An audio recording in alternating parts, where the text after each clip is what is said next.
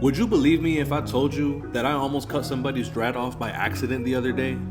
Listen, man, an undercut is supposed to be a super simple haircut, but the thing is that if you're not careful, the wrong hair can get caught in your guard, and all of a sudden you're in a world of trouble. And my mission today is to help you never be in that situation again. Undercuts are supposed to be super simple haircuts, but if you don't approach it the right way, they can go left real quick. So I put together this information for you today because I never want any of you to be in that situation that I found myself in.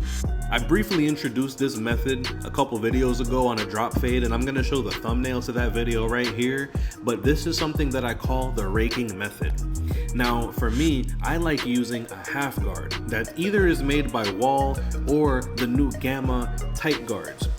Now you'll see here, when I close this guard, I just have to open it one notch, closed, one notch open.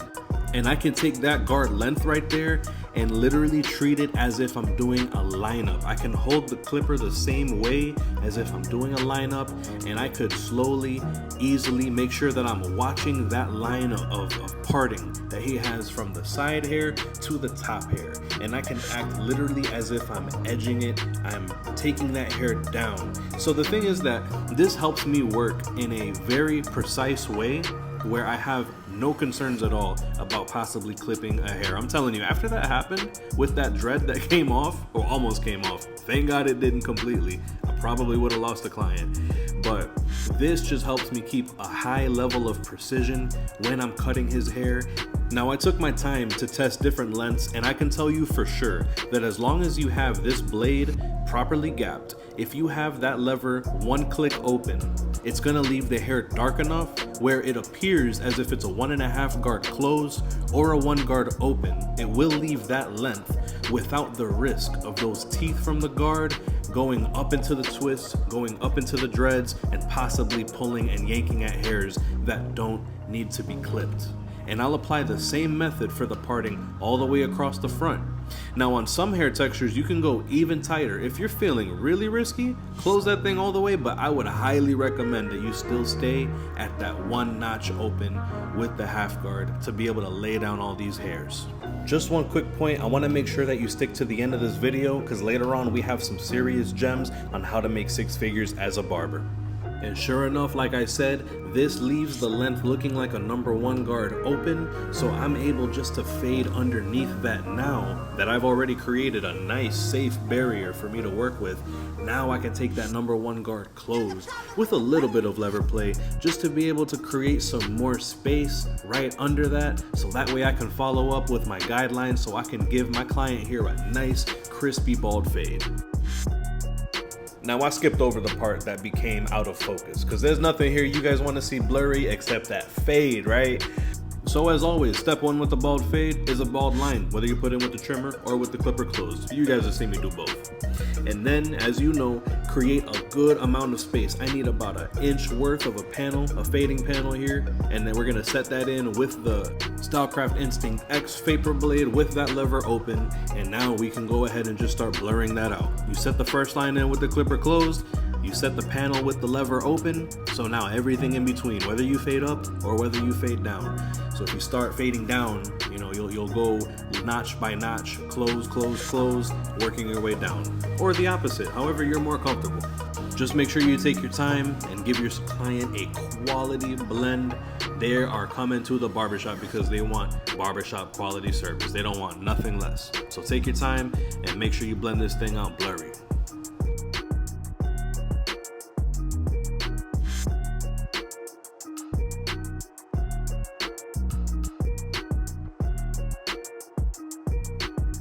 And look at how easy life can be, man. Since we approached this the way that we did, we started laying the hair down on the side with the number 1 guard closed. The half guard is gonna be the easiest thing to blend out now. Remember, if you went from that 1 and then we pretty much are, you know, fading down to a 0, what goes in between the 1 and the 0? It's a half guard. So the more beginner friendly way to approach this is if you take that half guard with the lever wide open and then you go over the whole area and then you go ahead and take it down halfway and then you take it down closed, Or if you're feeling just a little bit more experienced and you want to do this the most efficient way possible, go ahead and just start off with this half guard halfway closed. And then from there, you just do a good bit of lever play.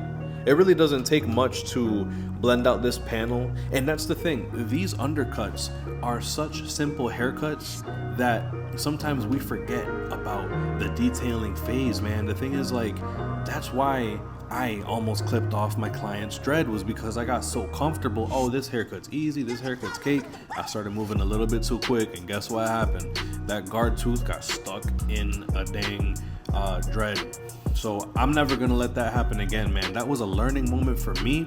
Please leave a comment down below if this is something that you can relate to, or if I was just being a goofy that day. Let me know. Either way, it happened, and I want you to learn from my mistakes in the barbershop. That's what I'm here for, just to try to pour into you guys when it comes to the barbershop. So look, let's go ahead and work through the rest of this fading method here, and we'll catch up on the lineup.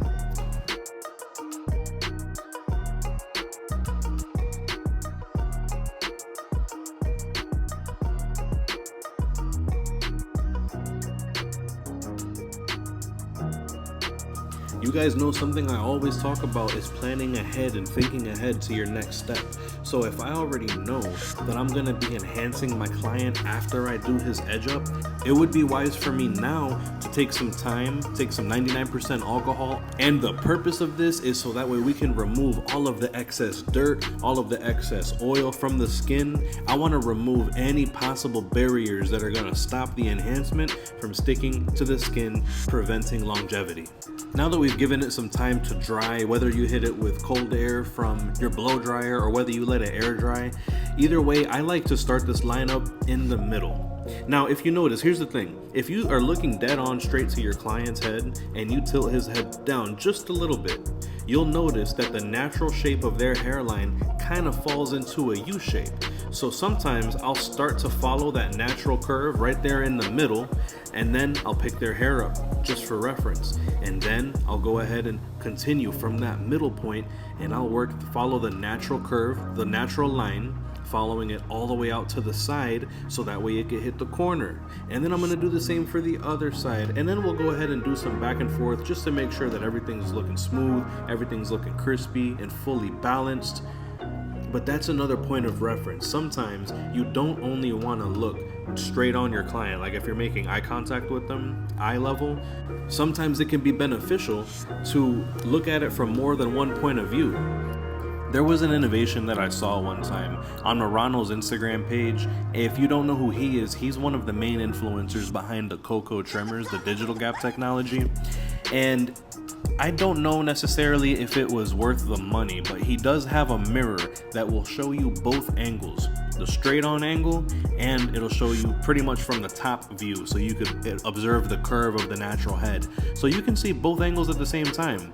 I wasn't ready to drop $500 on a mirror, but I was willing to take the extra moment and observe that angle from my client's edge up. So hopefully that's a gem that you could pick up from my channel.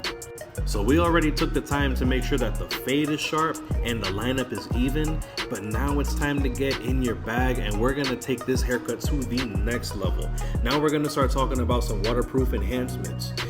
I like the fact that the Tomb 45 precision pack pencils are double-sided, so you have a beige side and you have a white side, which gives you maximum versatility. So in this case, I took the beige side of the pencil and I scribbled a good bit on the top of my glove there.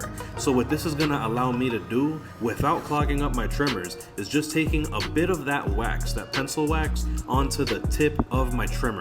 And if I can follow all the way along his edge up one more time, this is gonna act as a concealer to be able to add a little bit of brightness to the skin, adding a little bit more contrast, and just giving that extra pop effect. So look, you guys already know that I'm a coach in Chris Bossio's six-figure barber mentorship. And my mission, whether it's through the mentorship, whether it's through my YouTube channel, I want to help each and every one of you make at least $100,000 a year. I mean, honestly, these days, that is the floor. That is the bare minimum you need to make if you're going to be considered a successful barber. Ideally, $130,000 so you can have that six figures take-home income after you pay Uncle Sam. Now the thing is that all of this stuff that I'm teaching you guys, the enhancements, this thing right here, if you can properly educate your customer to show them the value of it. Hey, I prep your skin so that way I can make these enhancements last extra long. Hey, I'm providing this type of enhancement for you so that way you can have this to last more than a week and you have absolutely no risk of it running down your face. If you sweat, if it rains, anything like that, right?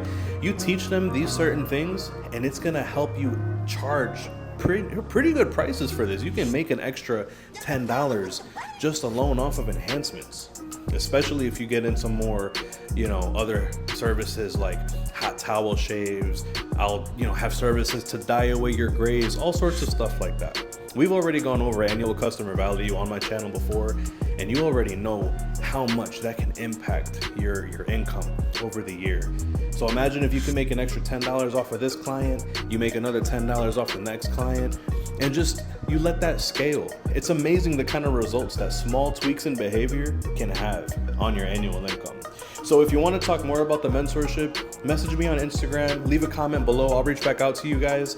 But again, look, my mission is I need you to make $100,000 minimum in the barbershop. So definitely reach out to me, guys, and I'll be able to help you more with that. Or just stay tuned. I like leaving little gems like this, man, for you guys to keep learning.